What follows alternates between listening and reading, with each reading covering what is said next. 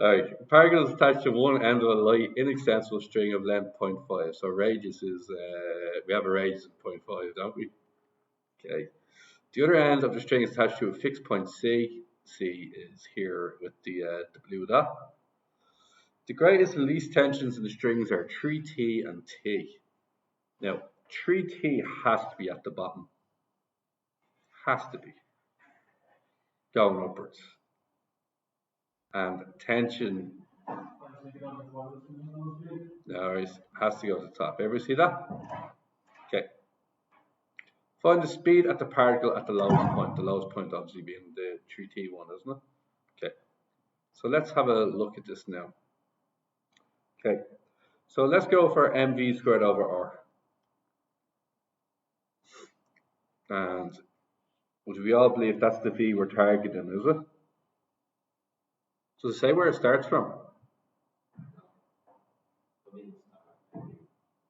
Yeah. In theory, it's not losing speed, it's just recycling. There is no loss due to friction and stuff like that, so it should continue. Okay, so that shouldn't be an issue. So we do mv squared over r, which is mv squared over a radius of 0.5. Okay, now at the bottom, what are we saying? Yeah, mg is going downwards, isn't it? Opposite direction of 3t. So we say that that's 3t minus mg.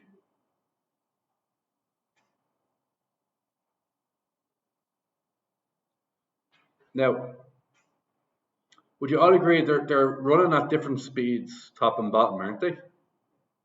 So for argument's sake, I'm going to call the bottom speed u. If that's okay if I change it to u? I'll call the bottom speed u, but I'll call the top speed v. Two different speeds, isn't there? Because it doesn't go around at the same speed. It gradually loses speed and gains speed because of gravity. Okay, so we go mu squared over 0.5 equals 3t minus mg.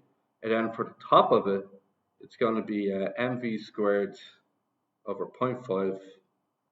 Now, what's the deal with the weight and the tension at the top? They're both going in the same. They're both going downwards, aren't they? In the same direction. So that's why it's T plus mg. Now, what can we do with the two of these? Well, I suppose we can multiply both sides by that 0.5 is awkward, isn't it? If I cross multiply by 0.5, yeah, and then just multiply both sides by 2. That might sort me out.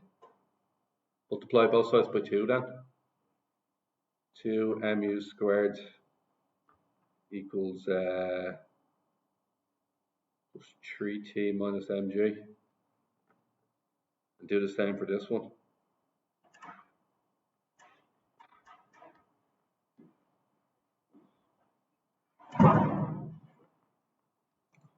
And then multiply both sides by 2 again.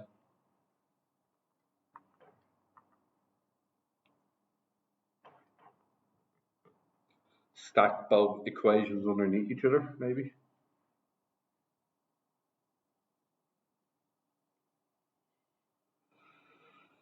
Or we could get rid of the t actually.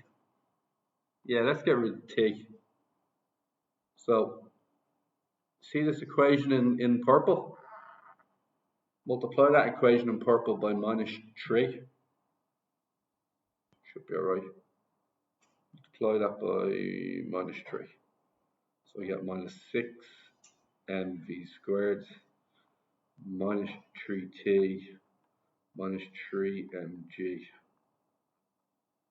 And then I'm getting the whole thing is 2 mu squared minus 6 mv squared. Getting rid of the tensions, making them irrelevant.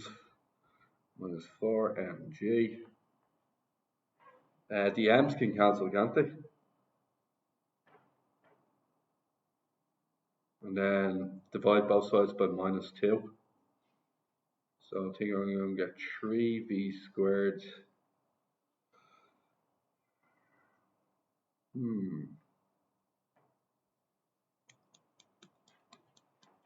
Oh yeah.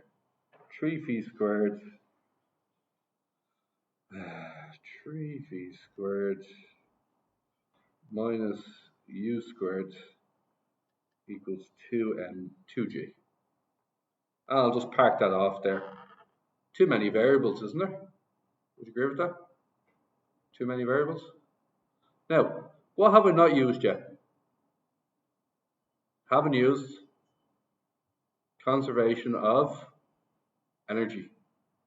We know the top speed is v, and we know the bottom speed is u, and we know that it's a radius of 0.5. And what I'm hoping is that the conservation of energy equation will have u and v in it, and I can use that u and v to cancel out and find out what I'm looking for. Now, what exactly am I looking for again? The speed of the particle at its lowest point. I am specifically targeting u. U is what I want. Okay? So I'm very much after u. So here's what we're going to do next. We're going to do KE1 plus PE1 equals KE2 plus PE2. So guys, what's KE1? A half mu squared plus 0 potential energy, nothing. And then on the top it's a half mv squared, and it's a whole meter, so it's mgh, or mg1, thank you. Yeah.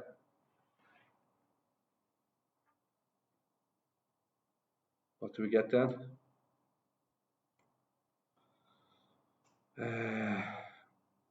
Multiply both sides by 2. I get mu squared, and divide by m as well, won't matter.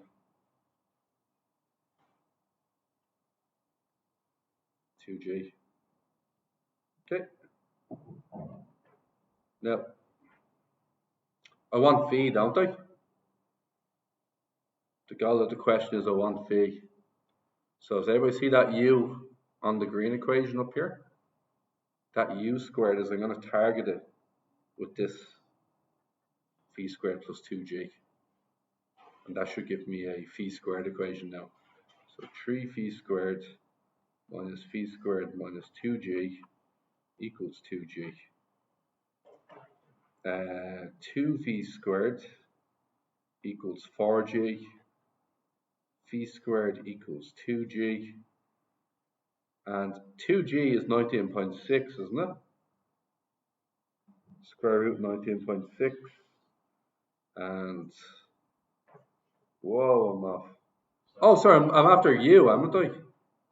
Oh, I'll get that in a second. Is everybody happy phi squared is 19.6? And I can just sub it back into the original there. I'm such a numpty. Still have the right answer though. I'm actually after u squared. So I replace v squared with 19.6, 2g with 19.6, u squared is 39.2. Square root your answer, and you should get u is either 2 root g or 6.26 meters per second.